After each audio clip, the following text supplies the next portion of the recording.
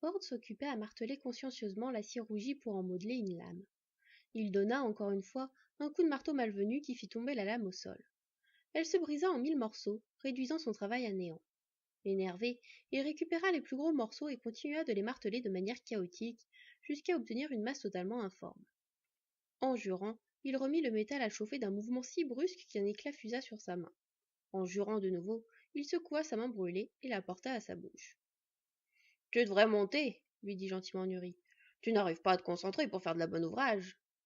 Mais je devrais finir. Rien du tout, le coupa le forgeron des étoiles. Tu ne devrais rien finir du tout. Tu voulais juste brûler tes inquiétudes dans les feux de la forge. Alors évite de molester mon bel acier et va épancher ta colère ailleurs. Comment demanda Bord d'un air contrit. Je ne sais pas, s'exclama son maître. Va te battre avec ton frère, puisque vous avez l'air d'aimer ça, ou chasser avec Fen, ou faire le tour du lac à la nage, que sais-je encore. Il existe certainement tout plein de possibilités qui ne te feront pas gâcher du bon métal. Mais file ordonna le dvergue en roulant les yeux. Sans plus essayer de tergiverser, le demi-elfe obéit et monta 4 à 4 l'interminable escalier qui menait dans la chaumière de Nuri et Beyla. N'apercevant personne dans la grande salle, il ne prit pas le temps de s'arrêter et sortit dehors. Le fond de l'air était frais, mais le ciel était bleu, parsemé de jolis petits moutons de nuages blancs. Le jeune homme ferma les yeux et inspira profondément, laissant la brise froide granuler sa peau de chair de poule, cherchant la paix. Ils étaient arrivés sur l'île du forgeron des étoiles seulement la veille, et pourtant il avait l'impression que cela faisait une éternité. Il n'avait toujours aucune nouvelle d'Odin, le pèlerin gris.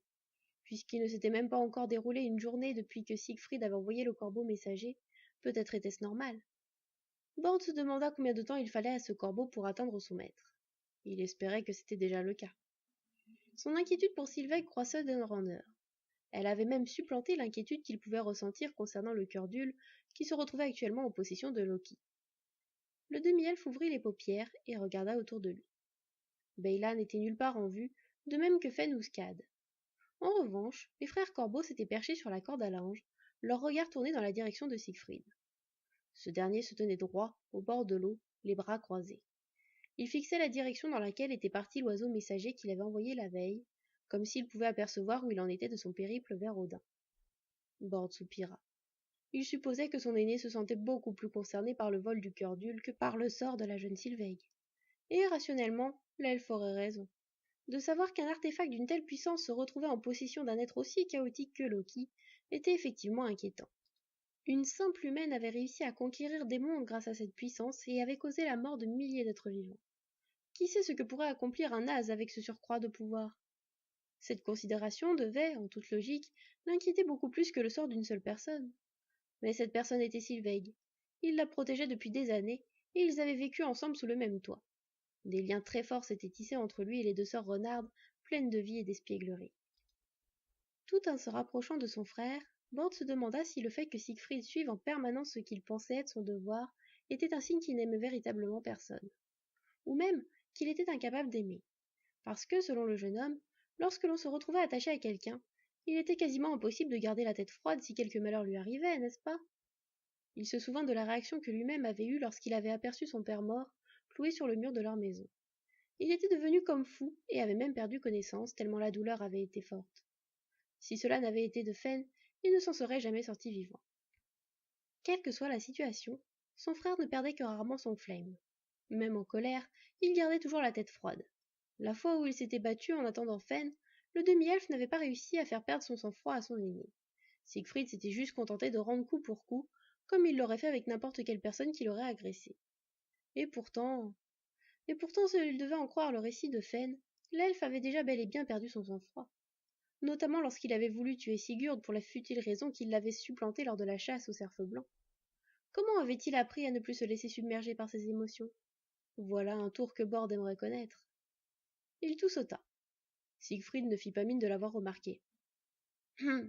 Sig, comment fais-tu pour rester toujours aussi calme alors que tout semble se morceler autour de nous? Demanda-t-il. Calme, répéta pensivement l'elfe. Je ne suis pas calme. Ce n'est qu'une apparence. Si j'étais vraiment calme, penses-tu que je serais ici à guetter l'arrivée d'Odin? Il secoua la tête. Je ne te croyais pas si naïf. Se laisser ainsi berner par les apparences. Mais que t'a donc appris Fen? Ce qu'elle a pu, j'imagine, grommela Bord un peu vexé. Elle a eu bien du mérite. Siegfried avait lancé cette dernière pique sans grande conviction, comme s'il l'avait fait machinalement. Son cadet le considéra songeur. Depuis quelque temps, les piques de l'elfe paraissaient avoir moins de morgue. Où se trouve Fen s'enquit ensuite le jeune homme en constatant qu'il n'aurait pas de réponse plus satisfaisante à sa première question. Je ne sais pas, lâcha son aîné. La dernière fois que je l'ai vue, elle s'occupait de remonter le moral de Skad. Du moins, je suppose que c'est ce qu'elle faisait. Ont-elles quitté l'île persista Bord en se disant que son frère devait bien savoir quelque chose qui lui serait utile. Je pense que oui, répondit celui-ci. L'une débarquée sur l'autre rive. Il désigna le bord du lac d'un mouvement de menton. L'apprenti forgeron jeta un œil torve à la barque en question. C'était définitif. Siegfried n'y mettait pas du sien. Bord aurait pu déduire seul que Fen et Skad avaient quitté l'île ensemble avec cet élément, après s'être rendu compte qu'elle ne se trouvait nulle part autour de la maison de Nuri et Bella. Je vais essayer de les rejoindre alors, lança le demi-elfe. Veux-tu m'accompagner? Non, je ne veux pas manquer l'arrivée d'Odin. Nous perdrions du temps. Mais va donc si cela te chante. Le cadet se sentit comme si son aîné avait voulu faire preuve de générosité en le laissant à ses enfantillages. Était-ce une pique consciente? Bord ravala son orgueil et le planta là. Il se demandait encore pourquoi il essayait de faire des efforts pour communiquer avec son frère. Depuis le temps, il devait bien se rendre compte que ces efforts ne menaient à rien. Une part de lui persistait à espérer pourtant. Il donna un coup de pied dans un caillou alors qu'il se rendait au petit embarcadère. En constatant que, puisque Fen et Skad avaient emprunté l'une des barques, s'il prenait la deuxième plus personne ne pourrait quitter l'île, il poussa un nouveau soupir et hésita. Décidant d'agir comme quelqu'un de raisonnable, il s'installa dans la barque et réfléchit. Il était évident qu'il voulait retrouver Fen. À chaque fois qu'il avait le moindre problème, que ce soit de l'ordre d'une blessure ou d'un cas de conscience, Bord s'était toujours tourné vers la louve, qui lui avait toujours prêté une oreille attentive. Il ne savait pas comment elle faisait, mais Fen avait toujours des solutions. Il s'agissait parfois de solutions qui paraissaient un peu étranges. Cela était dû à sa nature de loup, s'était-il rendu compte. De toute façon, le jeune homme avait aussi remarqué qu'il avait adopté certaines manières de loup à force de la côtoyer. Il avait également acquis certaines réactions de son maître Nuri après ses dernières années à être son apprenti. Mais Bord était un adulte à présent. Il devait compter un peu moins sur les autres et un peu plus sur lui-même, se disait-il. Le demi-elfe se redressa. Il venait de prendre une décision. Dans l'élan, il s'empara des rames, mais se ravisa presque aussitôt. Il n'était certes plus tenu de demander des solutions chez ses aînés, mais cela n'empêchait pas qu'il pouvait leur demander leur aide. Il hésita encore. Avait-il vraiment besoin de demander l'aide de son frère? S'aventurer dans une telle entreprise tout seul paraissait hasardeux. Il allait devoir demander à son aîné, le convaincre en fait, de l'accompagner. Après tout, ils étaient tous les deux les fils de Doéline, porteurs de son héritage et responsables des catastrophes dues au cœur du Hul.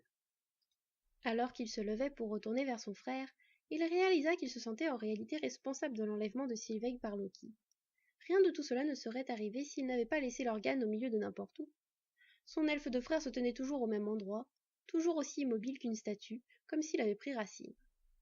Siegfried appela-t-il en se dépêchant de rejoindre son frère. Ce dernier ne daigna pas se retourner, et ne marqua même aucun signe qu'il avait entendu. Siegfried, j'ai réfléchi, reprit le jeune homme.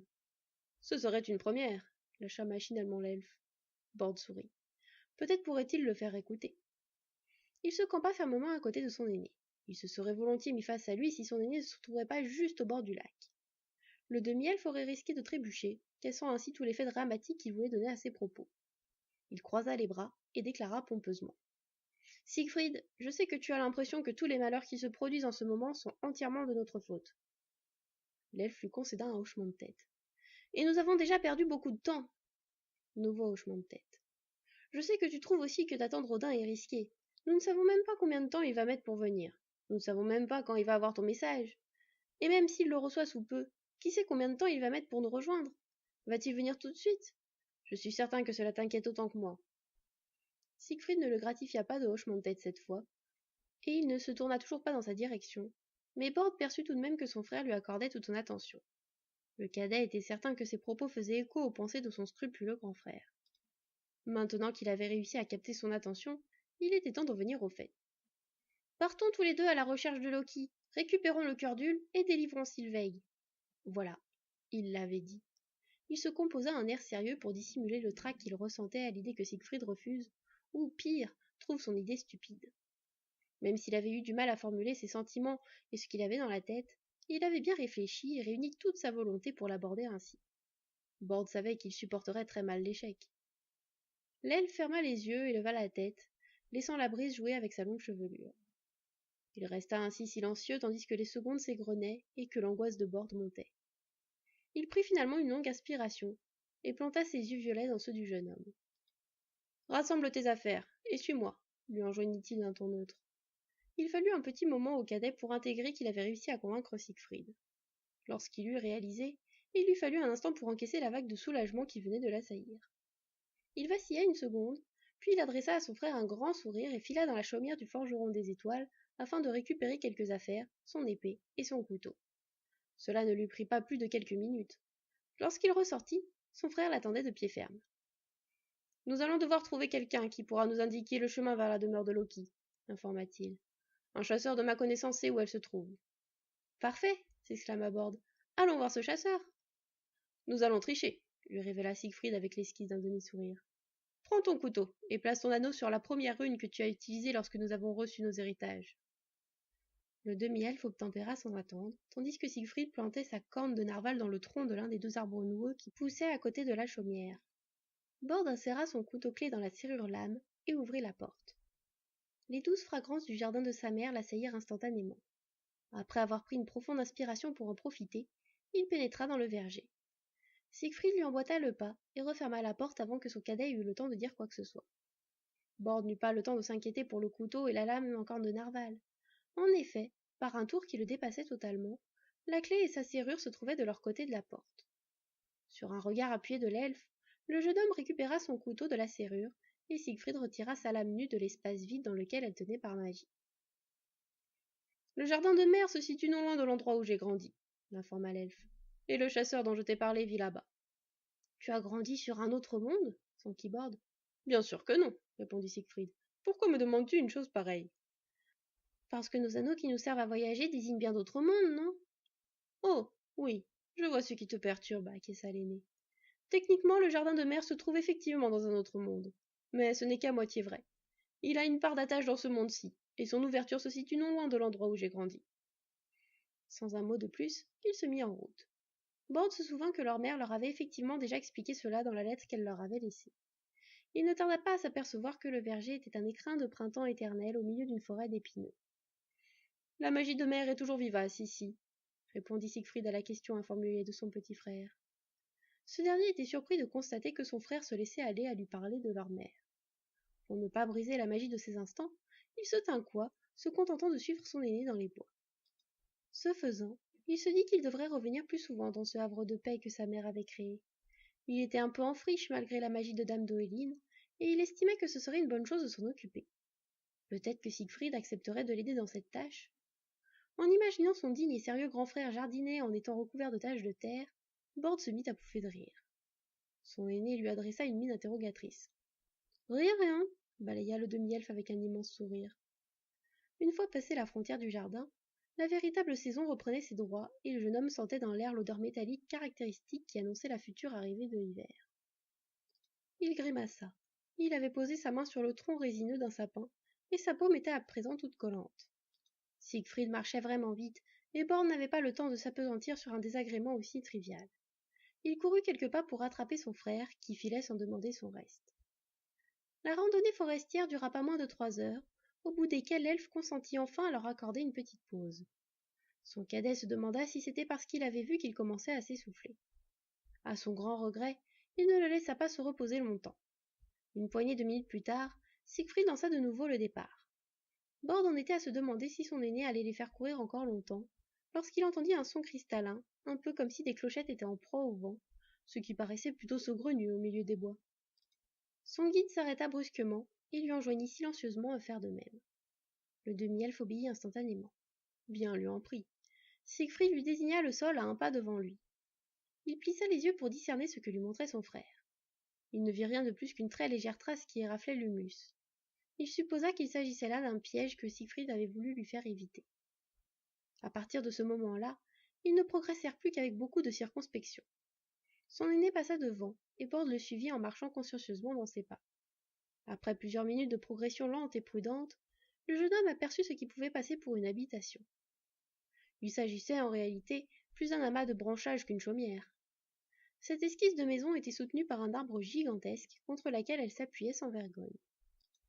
À côté de la porte, une branche dépassait à laquelle était attachée une grappe de clochettes. C'était elle qui produisait ce son cristallin qui résonnait dans les bois. « Fraude !» appela Siegfried. Seuls les tintinnabullements lui répondirent. « Fraude !»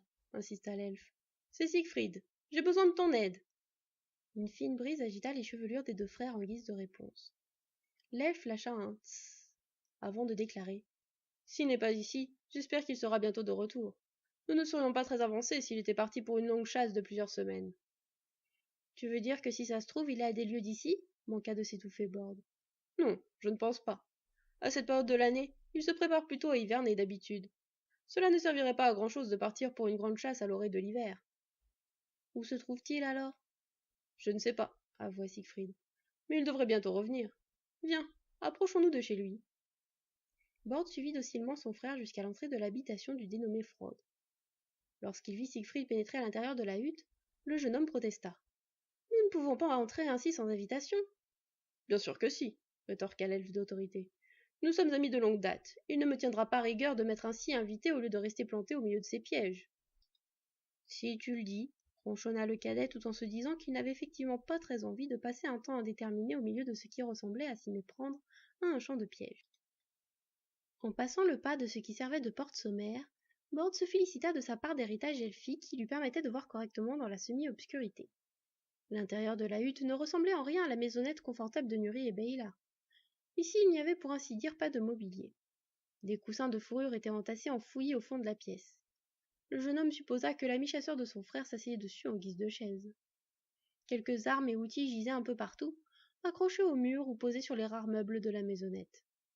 En tournant la tête en direction de l'arbre contre lequel la cabane s'appuyait, Borde constata avec surprise que le tronc de celui-ci était ouvert en deux. Cela ressemblait à un impact de foudre. Il s'approcha et posa la main sur un bord de la cicatrice de l'arbre et la caressa doucement, comme si le végétal pouvait le percevoir. Il vit alors que la maison continuait à l'intérieur du tronc éventré. En jetant un coup d'œil, il aperçut des marches creusées à l'intérieur même du tronc qui montaient en direction de la cime. « Ne va pas là !» intervint Siegfried. « Pourquoi » s'enquit naïvement le jeune homme. « Comment t'expliquer en des termes que tu pourrais comprendre ?» réfléchit tout haut l'elfe en s'asseyant sur l'un des coussins avec son éternelle attitude digne. « Si tu montes ces marches, c'est comme si tu descendais dans la forge de ce dverg, Nuri, le forgeron des étoiles. »« Oh ! Donc nous pouvons entrer ici sans invitation, mais pas là-bas. Très bien. » Borde passa sur le fait qu'il aurait pu comprendre des termes bien plus complexes. Après un dernier coup d'œil aux marches creusées dans l'arbre, il rejoignit son frère et l'imita en s'asseyant sur un autre coussin. Leur attente débuta. Le demi-elfe s'ennuya rapidement, contrairement à son aîné qui était probablement en train de méditer comme en attestaient ses yeux mi-clos. « Pourquoi n'as-tu pas demandé à Svart et Murk de nous accompagner » l'interrompit Borde. « Ils te suivent partout où tu vas d'habitude. » De même que nous n'avons pas décidé de ne pas impliquer Fen et Skad, j'ai décidé de laisser les corbeaux en dehors de tout ça, répondit Siegfried sans prendre la peine d'ouvrir un œil. Je les ai trop souvent exposés au danger. Il est temps qu'ils prennent un peu de repos en sécurité. Et puis nous n'avons pas besoin d'éclaireurs. Comment penses-tu que Fen va réagir en nous voyant partis ? S'inquiéta ensuite l'apprenti forgeron. Ne penses-tu pas que tu aurais dû t'inquiéter de cela avant que nous partions ? Ironisa son frère. Je ne sais pas comment elle va réagir, mais j'en ai une petite idée. Elle sera probablement en colère. Je n'aime pas la mettre en colère, commenta Borde en frissonnant. Parfois, nous n'avons pas le choix, philosopha laconiquement Siegfried. N'avais-tu jamais le choix toutes les fois où tu l'as mise en colère ? Repartit le demi-elfe avec un ton quelque peu virulent. Son aîné garda le silence. Le jeune homme se demanda s'il l'avait blessé dans son orgueil ou s'il était allé trop loin. Je pense que cela ne regarde que moi, daigna finalement déclarer l'elfe. Borde ne vit rien à répondre à cela. L'attente continua, dans le silence désormais, et le cadet laissa son esprit papillonner. Il se demanda si la louve saurait ce que son frère et lui mijotaient. Et si elle devinait, tenterait-elle de les retrouver pour se joindre à eux ? Ou juste leur passer un savon ? Un petit sentiment de culpabilité le tarabiscotait. Peut-être aurait-il dû laisser un petit mot. Après un coup pareil, ils avaient intérêt à revenir avec Sylvègue et le cœur d'Ule. Elle leur ferait tout de même subir sa colère, mais elle serait moins terrible. Il s'efforça de penser à autre chose qu'aux remontrances de Fen. Ses pensées se tournèrent alors en direction de la petite renarde aux yeux verts, prisonnière de Loki.